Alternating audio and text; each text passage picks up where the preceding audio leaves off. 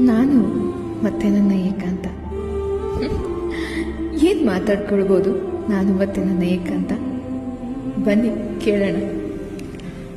ನಾನು ಮತ್ತೆ ನನ್ನ ಏಕಾಂತ.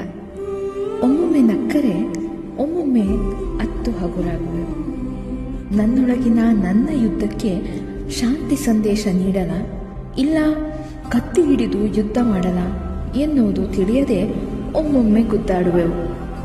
ಯಾರು, ಯಾರಿಗೆ, ಏತಕ್ಕೆ, ಎಲ್ಲಿಗೆ, ಹೇಗೆ, ಏನು ಎನ್ನುವ ಪ್ರಶ್ನೆಗಳಿಗೆ ಉತ್ತರ ಹುಡುಕುವ ಪ್ರಯತ್ನದಲ್ಲಿ ಒಮ್ಮೊಮ್ಮೆ ಜಯಶಾಲಿ, ಒಮ್ಮೊಮ್ಮೆ ದಿಕ್ಕು ದಾರಿ ತಪ್ಪಿ ಗೊಂದಲಕ್ಕೆ ಒಳಗಾಗುವೆವು. ಬಂದವರ್ಯಾರು, ಹೋದವರ್ಯಾರು, ಇದ್ದವರ್ಯಾರು, ಒಟ್ಟಾರೆ ಇವರೆಲ್ಲ ಯಾರು ನನಗೆ ಅನ್ನುವ ಅನುಮಾನದಲ್ಲಿ ಇರುವೆವು. ನಾನು ಮತ್ತೆ ನನ್ನ ಏಕಾಂತ. ಮೌನದಿ ಮನದಾಳದೊಳಗಿಳಿದು ಮನಃಶಾಂತಿಗಾಗಿ ಮೌನಕ್ಕೆ ಜಾರುತ್ತೇವೆ. ನಾನು ಮತ್ತೆ ನನ್ನ ಏಕಾಂತ.